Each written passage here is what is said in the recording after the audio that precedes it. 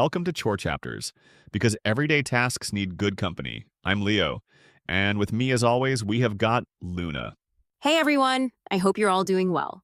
Today we've got a thrilling and interesting story lined up, so grab your headphones and let's dive straight into the story.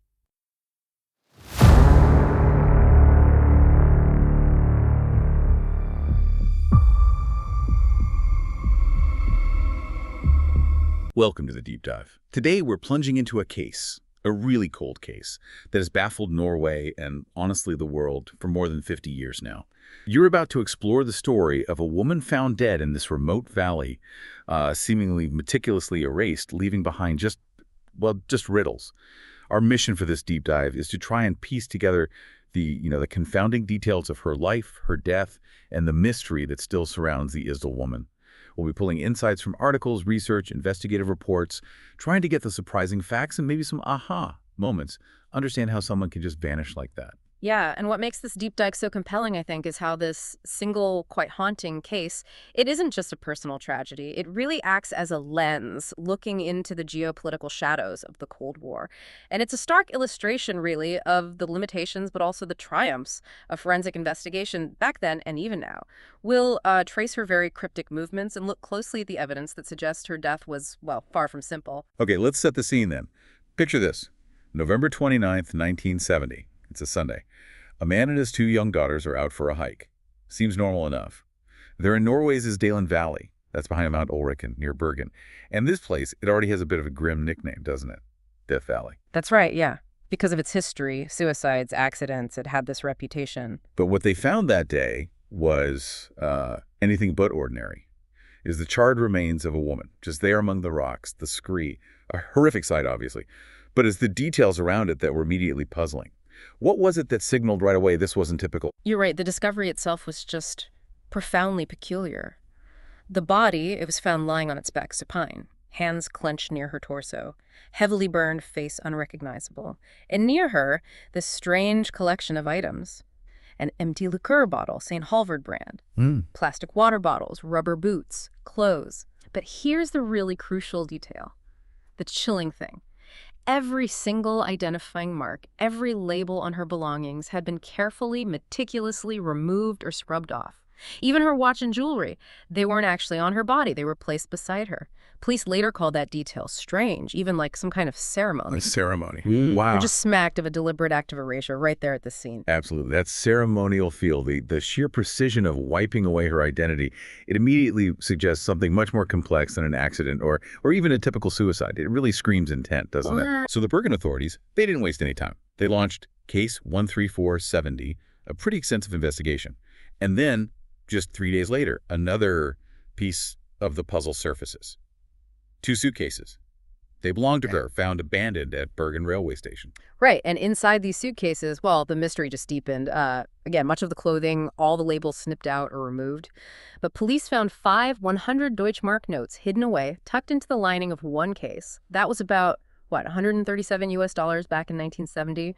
There was also this mahogany-colored wig, a prescription tube for lotion, but the doctor's name and the date removed, scratched off. More currency, 2 Norwegian kroners, some Belgian, British, Swiss coins. Spoons, interestingly, similar to one found melted at the death site. Maps, timetables, glasses. And maybe the most significant find, a small diary or notepad with coded entries, dates, and places. Plus, sunglasses with partial fingerprints that crucially match the woman. Okay, so hidden cash, a coded diary, and this points towards fake identities. That coded notepad, that must have felt like a major breakthrough, right? When the police finally cracked the code, what did it actually show? Where had she been? It revealed a really staggering travel itinerary. I mean, this woman had traveled extensively all over Norway, Oslo, Trondheim, Stavanger, and also through Europe. Paris was mentioned. And she did this using at least 8 different fake passports and aliases. 8. She consistently told people she was Belgian, and the hotel forms, filled out in either German or French. Which just raises that huge question. Yeah. Why? Why this incredibly elaborate web of deception? Exactly. She gave cover stories, traveling saleswoman, antiques dealer, but investigators found absolutely zero evidence of any kind of business activity. Nothing. And the witness descriptions, they add another layer of intrigue, don't they? Described as attractive, kind of exotic looking. Probably in her 30s, maybe early 40s. about 5'5", dark hair, sharp features. Some people even thought she looked possibly Asian. She spoke several languages, but apparently not fluently. Broken English, Flemish, German. Yeah, and she was overheard saying, "Ich komme bald." That's German for "I'm coming soon" to a man on the phone or maybe in person. It's unclear. There's that account from a waitress, too. Remembered her being elegant, quite self-assured. She even winked at the waitress. But what's interesting is she pointedly didn't interact with two German Navy guys who were in the same dining hall. Avoided them. And another witness said she seemed guarded and wary, even rearranged furniture in her hotel room, like she was trying to barricade the door. Right. This isn't, typical tourist behavior. This level of secrecy, this constant vigilance, what crime reporters at the time called her conspiratorial behavior. It just strongly suggested something far more serious was going on. Yet despite all these huge red flags and the multiple identities, the coded notes, the strange behavior, the scene itself, the police initially concluded it was suicide. That was the official conclusion, yes. Likely suicide. And the case was formally closed in 1971. Which must have left so many questions unanswered, even back then. A real head-scratcher. Absolutely. A conclusion that felt convenient, maybe, but certainly not complete. Okay, let's pivot to the forensic evidence, the hard science, because this is where that initial suicide conclusion really starts to, unravel, isn't it? The autopsy was done at the Gates Institute. What disturbing things did they find about how she actually died? Indeed. The autopsy concluded she died from a combination of things. First, incapacitation from phenobarbital, that's a barbiturate, a sleeping pill. And second, carbon monoxide poisoning from the fire. They found a large number of sleeping pills in her stomach, between 50 and 70 pills, Venomil brand, plus another 12 pills found lying next to her body. But here's the absolutely critical detail. They found soot in her lungs. Soot in her lungs. Meaning she was still breathing, still alive when the fire started, as she burned. Oh, that's horrific. It is. And there's more. There were bruises on her neck. Now, they said it could possibly have been from a fall or maybe a blow. And petrol, gasoline had definitely been used at the scene as an accelerant. So let's recap that. A massive overdose of potent sleeping pills, definite proof she was burned alive, bruises on her neck suggesting violence, and petrol used to fuel the fire. That combination, it sounds incredibly brutal and extremely unusual for a suicide, surely. Exceptionally rare. I mean, that combination of factors, especially being burned alive after an overdose, immediately raised red flags for foul play among many investigators, even at the time. It just didn't fit a typical suicide profile at all. So why then? Why, despite these glaring indicators pointing potentially towards murder, did the police stick to the official conclusion of suicide? That is the question that still hangs over this case, isn't it? It's hard to understand fully. Maybe pressure to close the case, maybe overlooking things. We don't know for sure. But despite those significant red flags, the official ruling stood. Suicide. And they buried her. Yes, she was given a Catholic burial. It was February 1971. In an unmarked grave, because of course they didn't know who she was. But interestingly, her body was placed in a zinc coffin. That was a very deliberate choice, meant to preserve the remains better, just in case perhaps her family ever came forward one day. So even in burial, there was this hint of, maybe we haven't heard the last of this. Exactly. The police even photographed the sparse ceremony. It does suggest a certain lingering uncertainty, even if the official file was stamped closed. Right, and closed file or not, this case absolutely did not go away. It sparked decades of speculation, theories. What's fascinating is just the sheer number of theories, but also how many of them tapped right into the anxieties and realities of that era. Absolutely. You have to remember the context. 1970. Deep in the Cold War. So the most prominent, most compelling theory that emerged pretty quickly was espionage, spying. Declassified records, which came out much later, actually showed her movements around Norway seemed to coincide with top-secret trials of the Norwegian Penguin missile. Ah, the Penguin missile. Okay. Exactly. And there were witness reports that seemed to back this up. A fisherman claimed he saw a woman matching her description near Stavanger around the time of military movements. That was corroborated to some extent, but by a shoe salesman in Stavanger who remembered serving her. And, this wasn't entirely out of the blue for Norway. They'd had other strange disappearances near military sites in the 60s, things linked to international espionage. So people started wondering, was she an agent? Maybe Israeli? Russian? East German? All those possibilities were floated. There was even a film in 2012, Two Lives, which was heavily inspired by her story. It featured a Stasi agent, an East German spy, living this kind of double life in Norway. So espionage, a Cold War spy caught in the middle, it certainly seems to fit the meticulous planning, the fake IDs, the secrecy. But were there other, maybe less geopolitical theories? Oh, yes. Other ideas were considered. Things like maybe she was involved in illegal check trafficking or transporting stolen art. Even connections to a prostitution ring were suggested at one point. But those didn't really stick. Not really. They mostly lacked any solid evidence and kind of faded away as the espionage angle with its connection to the Cold War context seemed more plausible to many. The key thing was the doubt about the official suicide ruling never went away. There was this persistent feeling, a strong belief among many, that she was living some kind of dual existence, and that almost certainly another person must have been there at the crime scene in Isdal Valley, either helping her stage a suicide or, more likely, killing her. So the case went cold officially, but the embers of mystery kept glowing. And then, much more recently, technology caught up. Exactly. It never really died in the public imagination or even for some investigators. Fast forward to 2016.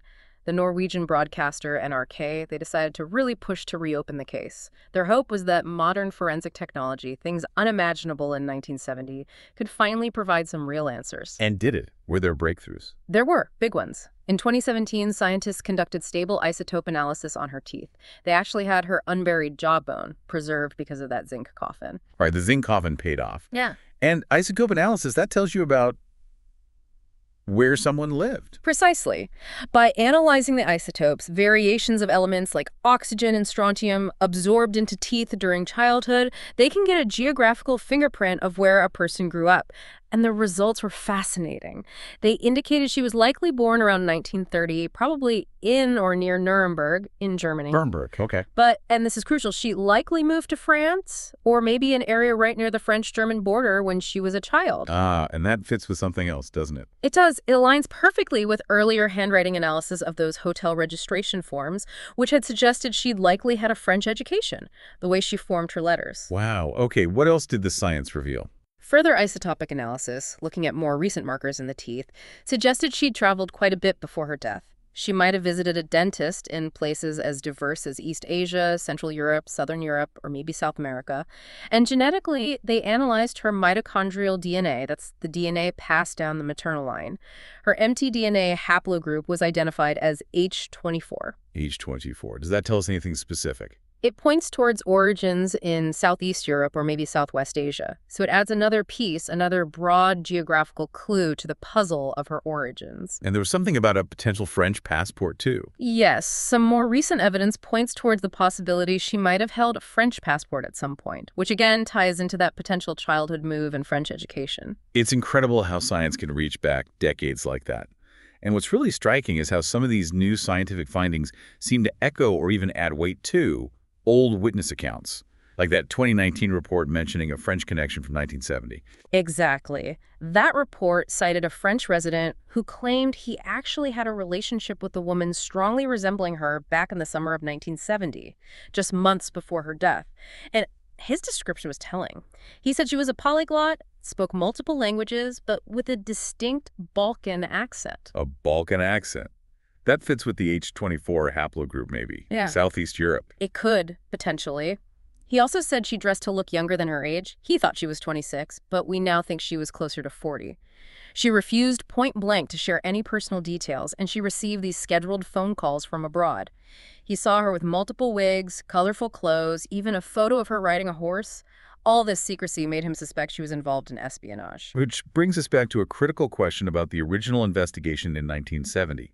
If witnesses were reporting these kinds of things, the secrecy, the calls, the possible accent, why wasn't it pursued more aggressively back then? That's a key point the modern reinvestigation is still trying to understand. Were leads missed?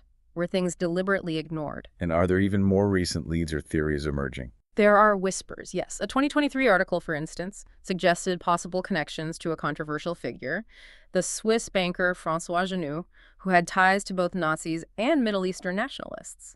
It also hinted at possible interference by the Norwegian intelligence service in the original local police work, though that's still speculative. Interference by intelligence services. That would certainly fit the spy narrative. It would. And then there's that really peculiar detail mentioned consistently by several witnesses back in 1970, a strong, persistent smell associated with her, often described as garlic-like. Garlic, what could that mean? Well, it's led to modern speculation. Could it have been related to exposure to some kind of chemical, maybe even nerve agents? Or was she perhaps deliberately using a strong scent for some reason? Maybe to mask her own scent or throw off tracking dogs. It's another unanswered question. So it seems like, despite half a century passing, this case is far from dormant. The ongoing investigation, fueled by media like that NRK and BBC podcast Death in Ice Valley, plus these incredible scientific tools, they're slowly filling in the blanks of her early life at least. That's right. Her actual identity, her name, remains elusive. But these advancements definitively prove that no cold case is ever truly beyond hope. Science keeps pushing the boundaries. So after digging into all this, 50-plus years of mystery, what does the Isdal Woman case really tell us? What are the main takeaways? Well, I think it serves as a really powerful reminder, doesn't it? A reminder of how assumptions, maybe biases, and certainly the political climate of the time can overshadow or steer an investigation, sometimes away from inconvenient truths. It also highlights just how far forensic science has leaped forward, from basic autopsy findings in 1970 to stable isotope analysis and DNA haplogroups today. That evolution can literally rewrite history, or at least shed new light on it. Yeah, it really underscores the danger of maybe confirmation bias, seeing what you expect to see. Precisely. And the long-term impact of perhaps choosing a simpler conclusion, like suicide, over digging into a much more complex, potentially disturbing truth. The Isdal Woman story, it really forces us to confront a difficult and frankly unsettling question. In a world that has its share of secrets and shadows, how do we make sure that every life and every death is properly accounted for, especially when someone went to such extraordinary lengths to erase themselves? Her fire was put out in that cold valley, but the mystery surrounding her just seems to burn brighter with time. It really does. So think about this. What does it truly mean to be meticulously erased? Could someone even achieve that today? In our world, saturated with digital footprints, CCTV, constant surveillance, is total anonymity even possible anymore? And if it isn't, or if it is extraordinarily difficult, what does that say about the nature of identity and privacy here in the 21st century? That's something for you to ponder. Thanks so much for listening, everyone. If you enjoyed today's episode, please like, share, and subscribe. It really helps us out. Until next time, take care and keep your chores company.